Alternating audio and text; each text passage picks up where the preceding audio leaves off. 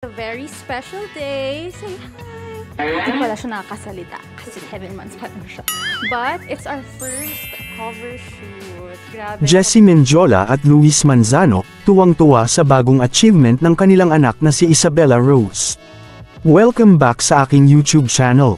Tuwang-tuwa ang aktres na si Jessie Mendiola sa bagong milestone ng first baby nila ng TV host actor na si Luis Manzano. Sa kauna-unahang pagkakataon kasi ay magka-cover sila sa magazine na Smart Parenting. Kitang-kita naman ang katuwaan sa mukha ng mag-asawa nang magsimula na ang kanilang photoshoot. Bibong-bibo nga si Baby Peanut, at tila sanay na humarap sa camera.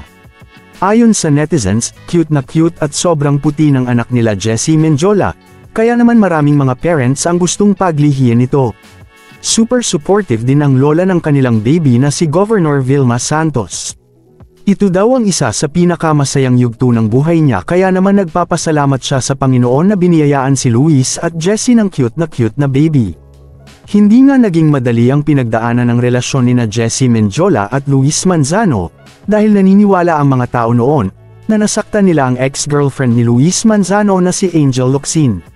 Grabeng pangbabash ang inabot ni Jessie Mendiola, to the point na tumigil ito sa showbiz industry. Kaya ngayon, sobra nilang ini-enjoy ang bawat achievements ng isa't isa at patuloy na sumusuporta sa mga proyekto nito. Samantala, ayon sa netizens ay kamukhang-kamukha ni Baby Peanut ang kanyang lola na si Governor Vilma Santos. Ganito daw kasi ang hugis ng mukha ni Vilma Santos noong kabataan nito. Kaya naman, inaasar si Jessie Mendiola ng madlang people, na ang tunay na pinagmanahan ni Baby Peanut ay ang kanyang lola. Thankful naman si Jessie Mendiola sa lahat ng blessings na dumadating sa kanilang buhay. Ganoon din naman si Luis Manzano, na proud sa milestones ni Baby Rose. Maraming salamat sa panunood.